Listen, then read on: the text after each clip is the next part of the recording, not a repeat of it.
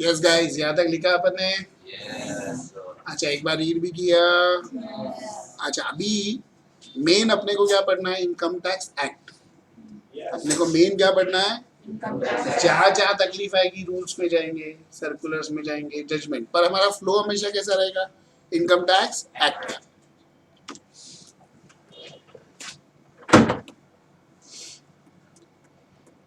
Income tax act. अब एक चीज हमेशा ध्यान रखो कि कोई भी एक्ट होता है तो उसमें सेक्शन सब सेक्शन होते हैं। तो जैसे अभी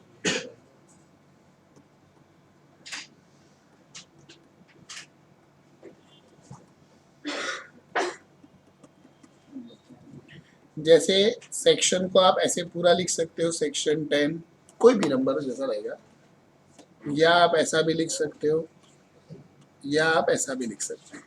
सबका मीनिंग सेम होता है, बरोबर। जब हम लोग ऐसा लिखते हैं सेक्शन 10(2), इसका मतलब होता है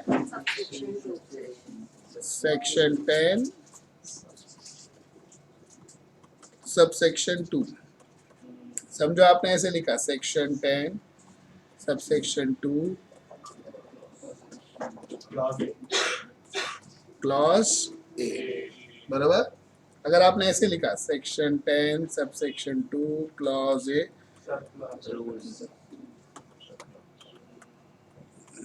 सब क्लॉज, बराबर, हाँ या ना? फर्दर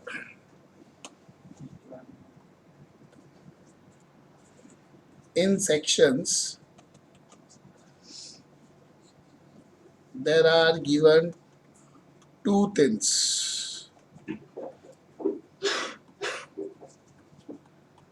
प्रोविजो, कभी कभी सेक्शन के नीचे प्रोविजो लिखा रहता है। This specifies exception to the section. वो जो सेक्शन है उसका क्या स्पेसिफाई कर रहा है? वो एक्सेप्शन, बराबर।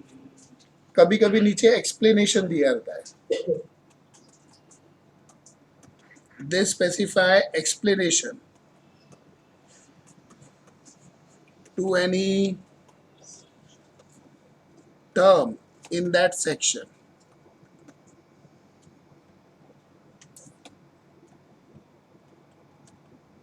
to provide better meaning.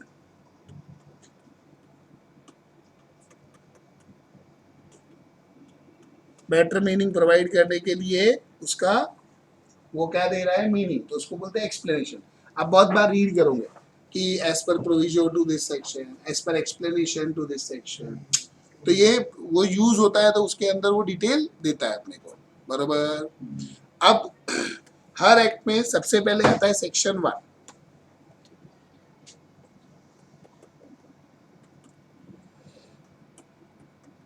This specifies applicability of act। मतलब एक्ट कहाँ कहाँ पर एप्लीकेबल है? हर एक्ट में ये सेक्शन रहेगा ही रहेगा हमेशा। Income tax act is applicable to all over India, including Jammu and Kashmir. पहले जब इनिशियल स्टेजेस पे कोई भी एक्ट आता था ना, तो जम्मू कश्मीर में एप्लीकेबल नहीं होता था। धीरे धीरे धीरे धीरे करके उन्होंने सब अप्लाई कर दिया। अब आज की तारीख में लगभग सब एक्ट जम्मू कश्मीर में एप्लीकेबल है। तो जब आप इनकम टैक्स में डेफिनेशंस भी पढ़ते हो ना, तो धीरे धीरे डेवलप होती है। मतलब जम्मू कश्मीर में बाद में एप्लीकेबल होता है, बरोबर।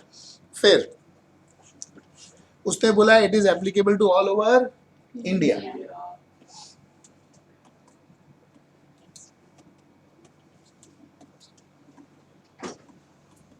इंडिया मतलब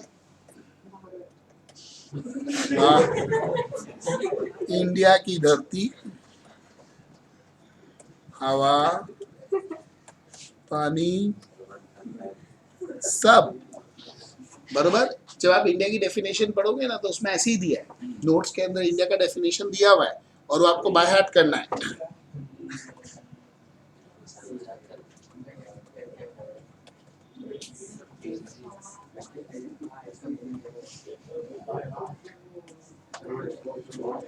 अभी सुनो इधर, डिस्टर्बिंग एलिमेंट।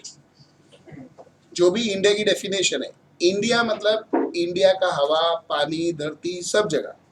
जैसे अभी सपोज करो, जो दो कंट्री होती है, दो कंट्री के बीच में समुद्र है, बराबर। तो वो जो दो कंट्री है, वो दोनों के बीच में जो समुद्र बना के रखा है, वो समुद्र का डिवीजन होता है। मतलब एक पर्टिकुलर नॉटिकल माइल्स तक का पानी इंडिया का, उसकी लैंड से इंडिया का, और बीच का जो रहता है वो कॉमन रीजन होता है, आने जाने को रास्ता तो चाहिए ना। ऐसा हमेशा डिवीजन होता है, ये सब इंटरनेशनल रूल्स होते हैं। ये सब ना आप जीएसटी में पढ़ोगे, कस्टम्स में। बेसिकली कस्टम्स में क्या है, वो सब समझाना पड़ता है, क्योंकि कस्टम लॉ वैसे ही अप्लाई होता है। इंपोर्ट एक्सपोर्ट ऑफ गुड्स पे कस्टम्स लगता है, तो वहां समझाना पड़ता है कि कहाँ तक इंडिया का लॉ एप्लीकेबल है। अगर समझो पांडे जी नहीं जाग रही, बरोबर बोला, नहीं जाग रही, बरोबर। तो ये जो अभी समझो इंडिया का पानी है, तो इंडिया के पानी के अंदर भी अगर कोई एक्टिविटी करते हो आप, तो उस पर भी टैक्स एप्लीकेबल होगा। जैसे भी आजकल देखो, ये इंडियन पोर्ट पे क्रूज पार्टी होती है, अभी पोर्ट के बाजू वाला पानी तो इंडिया का ही पानी है, तो उस पे जो क्रूज पार्टी चल रही है, उससे जो इनकम आएगी उस पर टैक्स लगेगा। समझो समुद्र के नीचे भी लेके जाते, कौन सी डाइविंग बोलते ना वो, नीचे समुद्र में मछलियां दिखाने ले जाते हैं। देखो बहुत सारे जगह पे ये सब होता है एक्टिविटीज। तो वो जो रहता है उसके अंदर जो अभी सर्विस तो नीचे ले रहा है, पर जो इनकम वगैरह अर्न कर रहा है वो उस पर टैक्स चार्ज होगा, बरोबर। मतलब कहने का क्या है कि इंडिया का धरती, इंडिया का पानी, हवा, आप किधर भी सर्विस दो, इंडिया का एयर के अंदर जो प्लेन के अंदर वो लोग पैसा कमाते हैं, खाना वाना आपको खिलाते हैं, चार्जेस लेते हैं, वो सब चीज पे जो इनकम आएगी सब पे टैक्स होगा। तो ये पूरे इंडिया में जिधर भी आप अर्न करोगे आपको टैक्स पे करना पड़ेगा।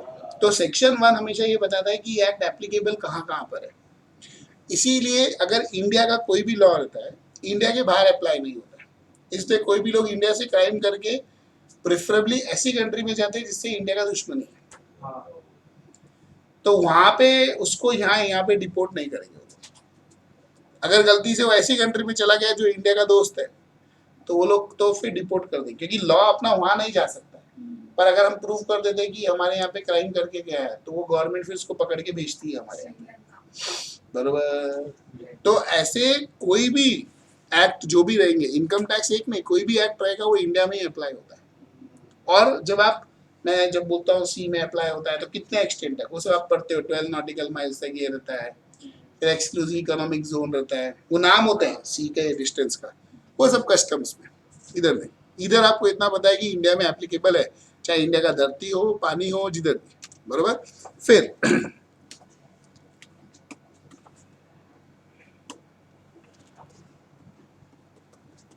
Section 2 definitions. सेक्शन 2 में क्या रहता है, definitions. This provides meaning of words generally used in act। जो भी एक्ट में जैसे वर्ड्स यूज होते हैं जनरली, कॉमनली, उनको मीनिंग देता है। ये जो डेफिनेशंस होती है ये दो टाइप की होती है,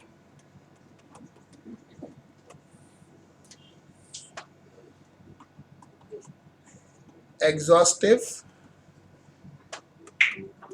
इंक्लूसिव, बराबर। दो टाइप की डेफिनेशन होती है, पहली कौन सी होती है, दूसरी कौन सी होती है, बराबर। Exhaustive definition, this gives exact meaning of term. वो जो टर्म रहेगा उसका एग्जैक्ट मीनिंग अपने को डेफिनेशन में पता चलेगा। These definitions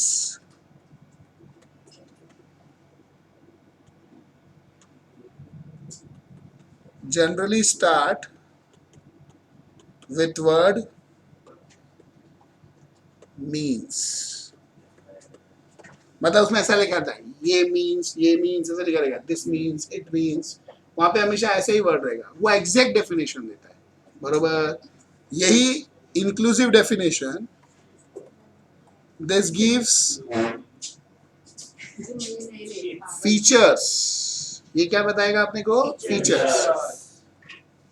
if we fulfil these features, we will fall in that definition.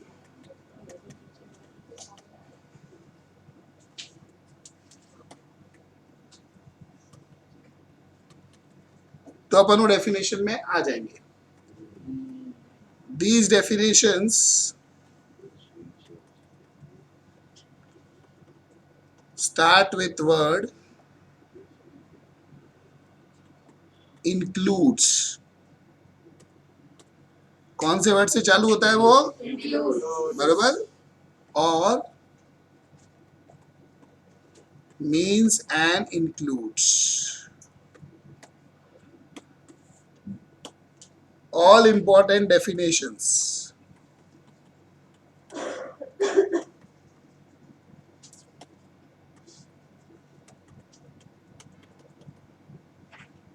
Are inclusive, क्योंकि इंक्लूसिव में फीचर फुलफिल किया और आप आ जाओगे.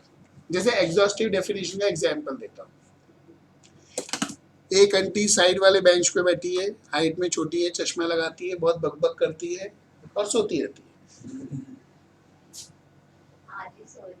देखो, उसको समझ गया, मैं उसको ही बोल रहा हूँ. This is exhaustive. अगर मैं ऐसे बोलूं कि एक जन जिसके 2 आंख है, 2 कान है, एक नाक है, सर पे बाल है, सब आ गए कॉमन फीचर्स. तो हमेशा इंक्लूसिव डेफिनेशन में फीचर्स दिए होते हैं जो कोई भी फुलफिल कर सकता है, इसलिए उसमें आइडेंटिफाई करना मुश्किल होता है. लेकिन एग्जॉस्टिव में आप इमीडिएटली समझ जाते हो कि कौन क्या बोल रहा है, समझे? इसलिए एग्जॉस्टिव डेफिनेशन बिल्कुल एग्जैक्ट मीनिंग देती है. पर अभी गवर्नमेंट को जहां लगता है कि हमारा एग्जॉस्टिव से डेफिनेशन से नुकसान हो जाएगा, वहां वो इंक्लूसिव डेफिनेशन देती है. बरोबर. ये समझा क्या? एवरीबॉडी. पहले इतना लिख लीजिए, पहले आप लोग लिखिए, फिर इनको लिखवाता हूं मैं.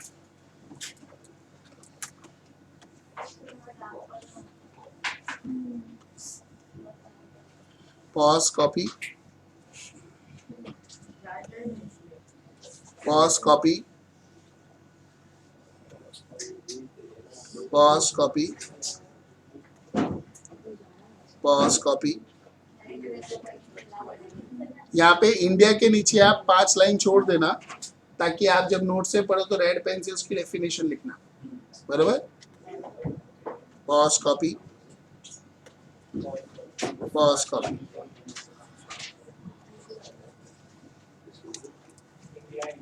ये लोग कॉपी करके आते हैं, तब तक आप रीड करके आ जाओ जल्दी से.